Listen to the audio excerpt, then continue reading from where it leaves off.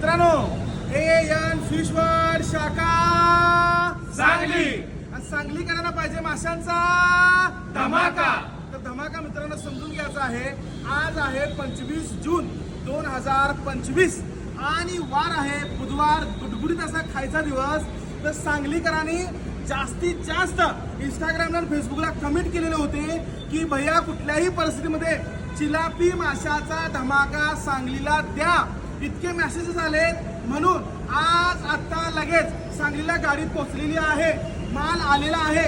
ही चिलापी गुडगुडीत काळी भोर मस्त अशी फ्रेश फक्त आणि फक्त 70 रुपये. किती रुपये? 70 रुपये.